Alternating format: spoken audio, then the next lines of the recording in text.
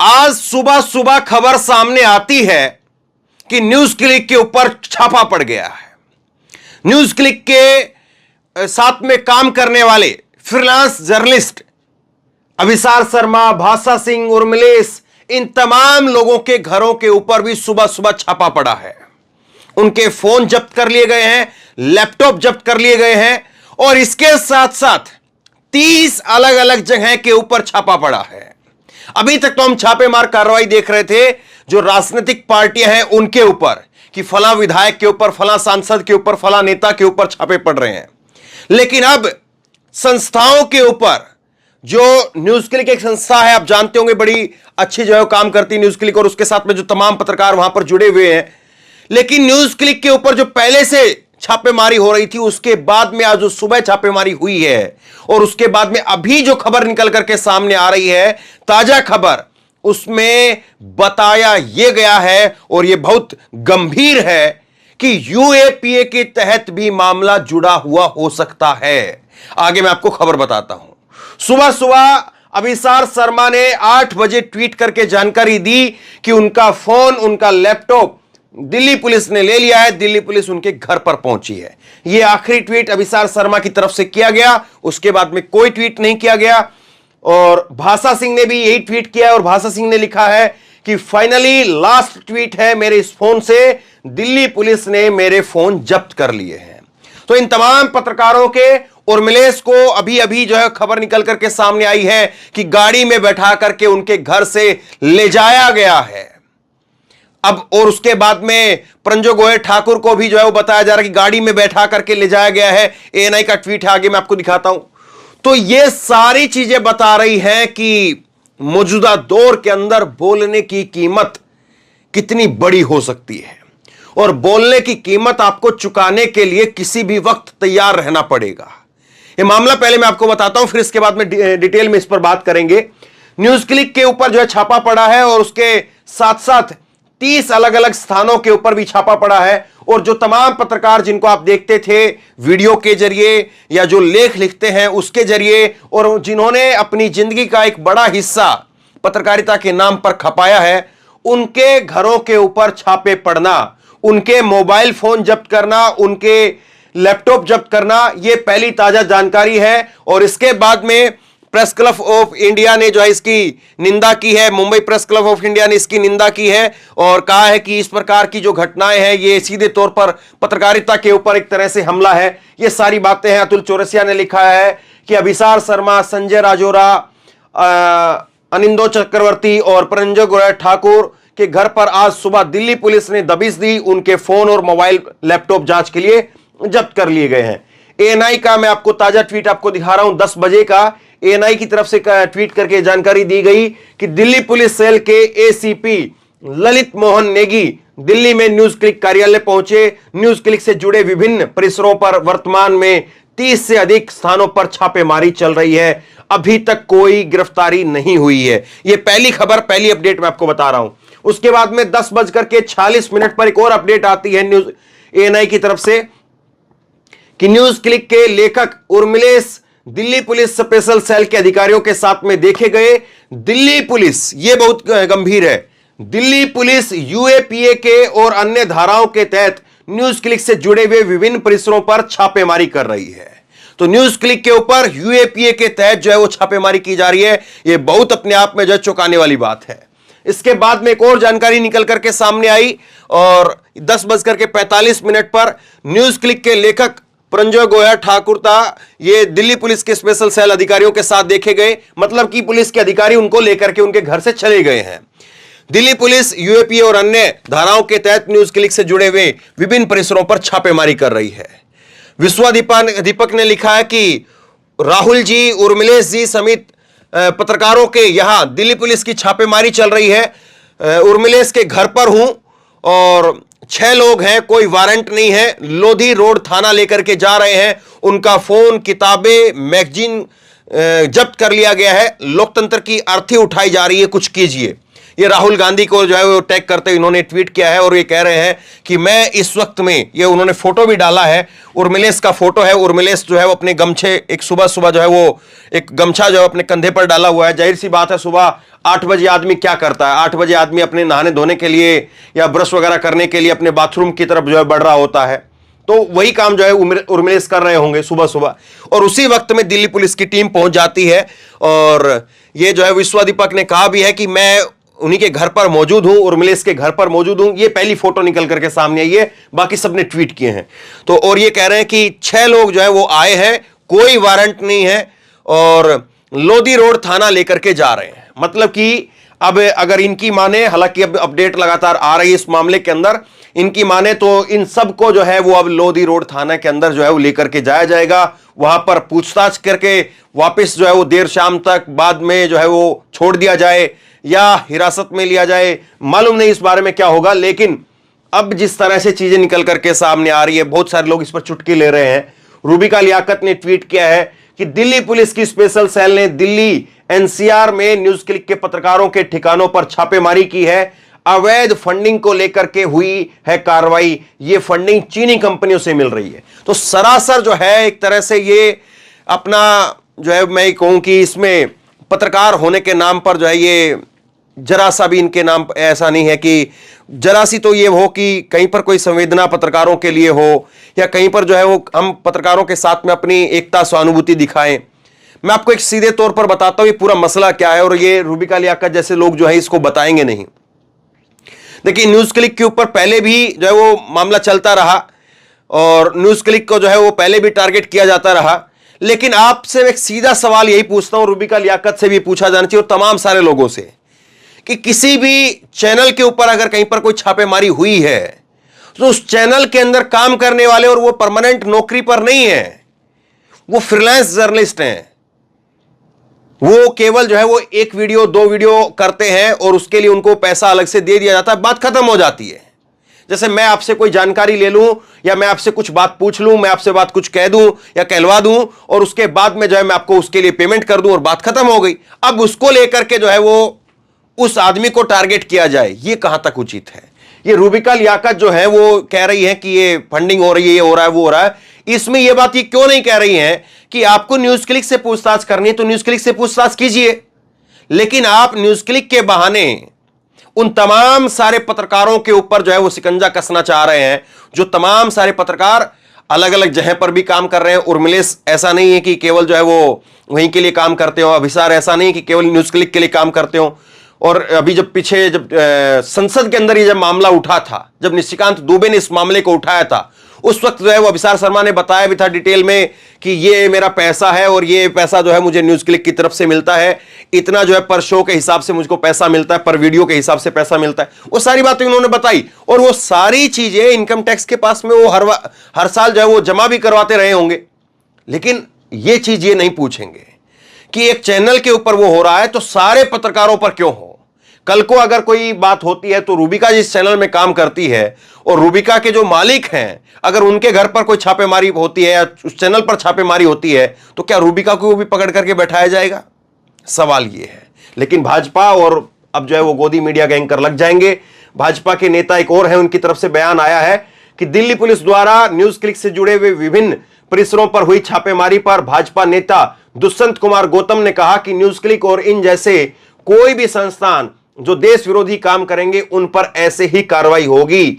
चीन हमारे देश को बढ़ते हुए देखना पसंद नहीं करता है। अनेक राष्ट्र विरोधी एजेंसियों का इस्तेमाल कर देश पर आक्रमण करने का प्रयास कर रहा है, लेकिन देश बर्दाश्त करने के मूड में नहीं है। ऐसी संस्थाओं को कुचला जाएगा।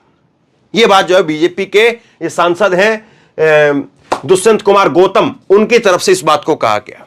तो अब पूरा माहौल तैयार है साहब इसको लेकर के। अब और जो पॉलिटिकल पार्टी की जो प्रतिक्रिया आई है वो भी मैं आपको बताऊंगा, लेकिन पूरा माहौल तैयार है। अब इस मामले को थोड़ा सा मैं और समझाता हूं आपको। न्यूज क्लिक के ऊपर पहले से लंबा एक जो है वो बार बार जो है छापेमारी का दौर लगातार चलता रहा है। अभिसार शर्मा पर भी पहले भी छापेमारी हुई है, पहले भी जो है इनकम टैक्स को लेकर के, इनकम टैक्स की चोरी को लेकर के उनके ऊपर जो है मामला बनाए जाते रहे। फिर उसमें वहां से वो लोग वहां से जो है उनको क्लीन चिट भी मिली। लेकिन यह मामला इतना सीधा नहीं है। अभी आप देखेंगे कि जब संसद का सत्र लगा था, इससे पिछले वाला, अभी स्पेशल सेशन नहीं, इससे पिछले वाला, जब से मानसून सत्र जब लगा, तो उसके दौरान जो एक मामला उठाया गया निशिकांत दुबे की तरफ से। निशिकांत दुबे भाजपा के सांसद, उनकी तरफ से एक मामला उठाया गया और कहा गया कि साहब ये न्यूज क्लिक जैसे लोग जो है चीन से फंडिंग कर रहे हैं, और उसमें जो है वो 2 महिला पत्रकारों के नाम भी लिए गए, अभिसार शर्मा का भी नाम लिया गया। हालांकि जो 2 महिला पत्रकार हैं, रोहिणी सिंह और स्वाति चतुर्वेदी, उनके नाम बाद में हटाने पड़े क्योंकि वो न्यूज क्लिक का कभी कोई हिस्सा रही नहीं, ना तो उनके लिए कोई आर्टिकल लिखे, ना उनके लिए कभी कोई वीडियो किया, किसी प्रकार से कोई हिस्सा ही नहीं थी। जबरदस्ती जो उनका नाम लिख दिया था, फिर बाद में उसकी कार्रवाई से बताया जाता कि हटाया गया। अब ये पूरा मामला उठा कैसे था, ये मामला में समझिए जरा। ये मामला उठा ऐसे था कि अमेरिका के न्यूयॉर्क टाइम्स के अंदर जो एक खबर छपती है, और वहां पर उस खबर के अंदर बताया जाता है कि किस तरह से एक नेवल रॉय सिंघम, मैं आपको आसान भाषा में पूरा मामला समझाने की कोशिश कर रहा हूं। नेवल रॉय सिंघम जो एक व्यक्ति है, और उस व्यक्ति का जो है वो अलग अलग जो है वो साउथ एशिया जर्नलिस्ट के नाम से जो है वो एक अपना लोगों के साथ में जुड़ करके, और ऐसे लोग जो उसकी विचारधारा से जो है सहमत हो, उनको प्रमोट करने का काम कर रहे हैं, नेवल रॉय सिंघम। और नेवल रॉय सिंघम का जो है वो जुड़ाव रहा है, एक लाइन थी सिर्फ उस आर्टिकल के अंदर जो अमेरिका के अंदर छपा था, उसमें यह था कि न्यूज क्लिक भी ऐसे चैनलों की लिस्ट में है, या न्यूज क्लिक को भी वो प्रमोट कर रहे हैं। यह सिर्फ एक लाइन थी, इसके अलावा कोई पत्रकार या कितनी फंडिंग हुई है या क्या नहीं हुई है, कोई इस पर जानकारी नहीं थी। अब उसके बाद में वो मामला मानसून सत्र का था, मानसून सत्र के बाद में फिर मामला जो है वो स्पेशल सेशन पर आ गया। इस बीच में G20 हुआ, इसमें अभी कल जो है वो 2 अक्टूबर गांधी जयंती गई है। तो मतलब नरेंद्र मोदी जी, उनकी सरकार मदर ऑफ डेमोक्रेसी के मूड में थी। भाई जाहिर सी बात है, अगर ये सारा मामला G20 से पहले उठता तो G20 पर इसका जो है असर आता, और पत्रकार तो पहले ही जो है सवाल जवाब कर रहे थे। जो बाइडेन की यहां पर पत्रकार वार्ता नहीं हो पाई, प्रेस कॉन्फ्रेंस नहीं हो पाई, तो सारे सवाल तो फिर उठते। अब उसके बाद में जब सब कुछ ये पूरा सिमट चुका है, गांधी जयंती भी जा चुकी है, कल गांधी जयंती भी हो गई, नहीं तो फिर वही बात उठती कि देखिए कैसे जो है वो ये एक हिंसा करके जो है वो चैनलों को जो कुचला जा रहा है। ये बात इस तरह से चीजें उठती। लेकिन अब उसके बाद में जब सारी चीज सिमट चुकी हैं, अब इलेक्शन की जब एक नए सिरे से तैयारी हो रही है, तो हो सकता है कि बीजेपी के नेता या उनके भक्त अंधभक्त इस चीज को प्रमोट करें कि साहब देखिए ये लोग जो है वो सच्चाई नहीं दिखा रहे हैं, बल्कि चीन के पैसे पर जो है वो प्रोपेगेंडा दिखा रहे हैं। अब सवाल सीधा सा यही है ना कि न्यूज क्लिक पर अगर कहीं पर कुछ गलत है तो आप उस पर कार्रवाई करिए साहब, लेकिन आप जो कार्रवाई किस पर कर रहे हैं, आप उन तमाम पत्रकारों के ऊपर कार्रवाई कर रहे हैं। और ये केवल इन तमाम पत्रकारों पर कार्रवाई नहीं है, जो 7-8 चेहरे आप देख रहे होंगे उनके ऊपर कार्रवाई नहीं है, बल्कि उन सब लोगों को, हम सब के लिए एक संदेश है कि बस रुक जाइए, खामोश हो जाइए। ये सबके लिए एक संदेश है, ये मेरे लिए भी संदेश है, और मेरे जैसे जो और तमाम पत्रकार हैं उन सब के लिए एक संदेश है कि बस बहुत हुआ, खामोश हो जाइए। लेकिन क्या वाकई अब इस तरह से जो है वो अमृतकाल, मदर ऑफ डेमोक्रेसी, ये सारी जो बातें हम लगातार कहते हैं, इन बड़े बड़े भारी भरकम शब्दों से सरकार जो अपनी वाहवाही करवाती है, क्या उसमें इतना भी जो है वो अब जो है स्पेस नहीं बचा है, इतना भी स्थान नहीं बचा है कि लोग अपनी बात तो कह पाए, पत्रकार अपनी बात तो कह पाए? अब इन्होंने कुछ गलत किया है, अब ये जो यूएपीए के तहत जो मामला आता है, ये बड़ा सीरियस जो है एक तरह से जो है मामला हो गया है, और यूएपीए के तहत अगर कार्रवाई हो रही है तो फिर आप वो क्या कह सकते हैं इसमें? कांग्रेस की तरफ से और कुछ और पॉलिटिकल पार्टियों की तरफ से ट्वीट आया, मैं आपको दिखाता हूं।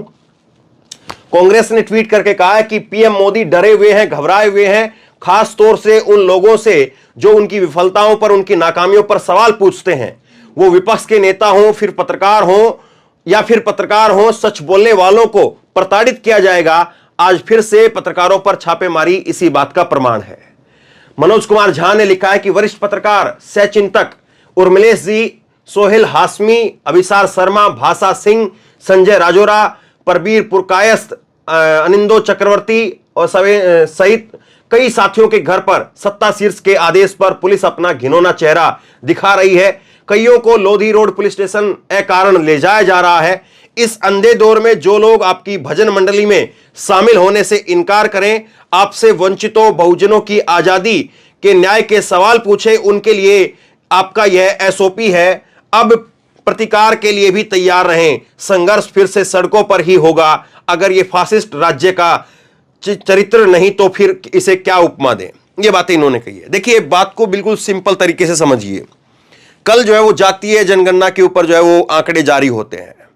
उससे पहले जो है, एक दिन पहले जो है वो किस पर वो ओपीएस को लेकर के दिल्ली के अंदर लाखों लोग आते हैं।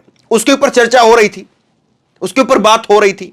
मैंने पूरे दिन जो परसों जो है वो केवल ओपीएस पर बात की, पुरानी पेंशन स्कीम के ऊपर ही केवल बात की। ग्राउंड रिपोर्टिंग मैंने वहां से की, फिर उसके बाद में यहां स्टूडियो से भी उसी पर बात की।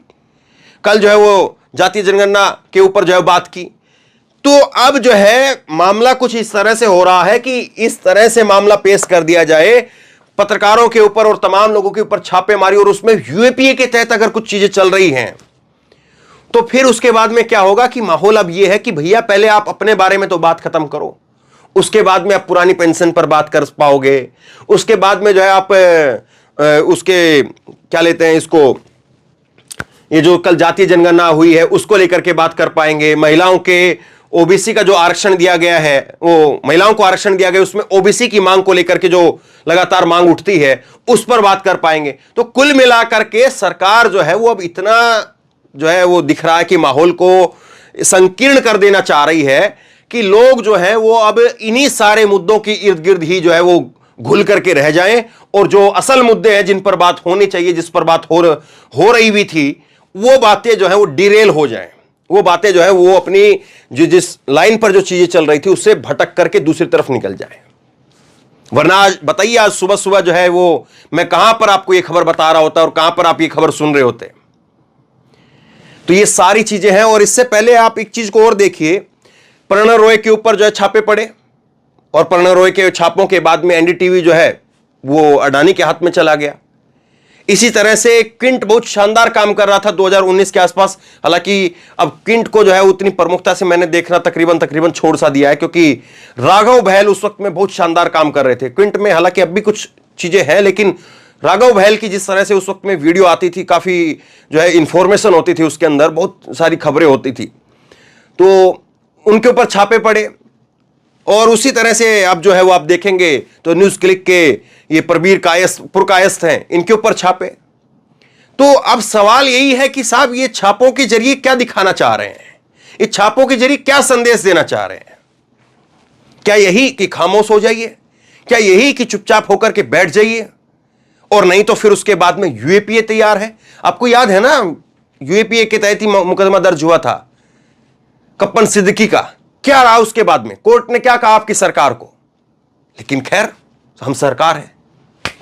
अब यह तय लोगों को करना है, आपको करना है कि आप किस तरह से हम जैसे और इन तमाम पत्रकारों के साथ में जो इनका लगातार जो उत्पीड़न किया जा रहा है, मैं इसको उत्पीड़न तब तक मानता हूं जब तक कि जो है इनके खिलाफ जो है पुख्ता कोई सबूत ना आ जाए, क्योंकि तब तक हम यही मानते हैं कि इनको टारगेट किया जा रहा है। अगर कोई सबूत आते हैं, कोई सबूत अगर लाए जाते हैं, हालांकि बहुत सारे लोग ये भी कहते हैं कि सबूत जो है वो मनगढ़ंत रूप से पेश कर भी दिए जाते हैं, बना भी दिए जाते हैं, पैदा भी कर दिए जाते हैं। लेकिन खैर, तब तक भी मानिए, तब तक आप लोग जो हैं वो कैसे हम जैसे पत्रकारों का साथ देंगे? क्योंकि ये एक कड़ी चल रही है, एक चेन चल रही है, और वो चेन में, उस दायरे में कभी भी कोई भी आ सकता है। किसको कहां पर किस मामले के तहत जो हो जाए मालूम नहीं। कहीं पर तो हम लोग तैयारी कर रहे होते हैं कि विधानसभा चुनाव है, अब विधानसभा चुनाव के लिए ग्राउंड रिपोर्टिंग की तैयारी करनी है, टीम थोड़ा सा और बढ़ाते हैं, कुछ और साथियों को जोड़ते हैं। फिर उसके बाद में एक बड़ा चुनाव है, लोकसभा चुनाव है, उसके लिए तैयारी करने के लिए बात सोच रहे होते हैं। लेकिन इस बीच में अपने लिए सवाल खड़ा हो जाता है कि भाई हम लोग तब तक रहेंगे कि नहीं रहेंगे? तब तक बाहर रहेंगे, बोलते रहेंगे, या कहीं पर ठेल दिए जाएंगे? सवाल बहुत सारे हैं। अब लोगों के हाथ में बात है, क्योंकि हम लोग तो जब तक बोल सकते हैं तब तक बोलते रहेंगे। और इन लोगों के ऊपर जो हुआ है ये पहली बार नहीं हुआ है, लेकिन अब की बार अगर यूएपीए के तहत मामला होता है तो फिर यकीन मानिए कि बहुत गंभीर मामला है।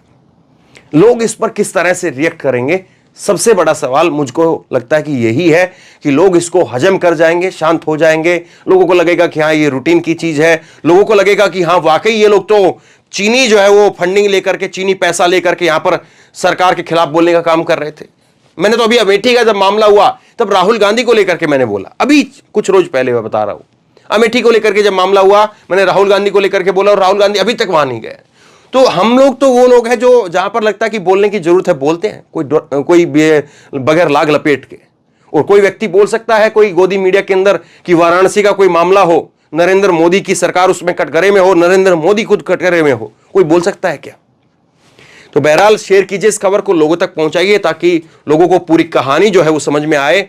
और साथ दीजिए उन तमाम लोगों का जो निशाने पर हैं, साथ दीजिए उन तमाम लोगों का जो अच्छा काम कर रहे हैं, क्योंकि बगैर अब लोगों के साथ के कुछ नहीं हो पाएगा।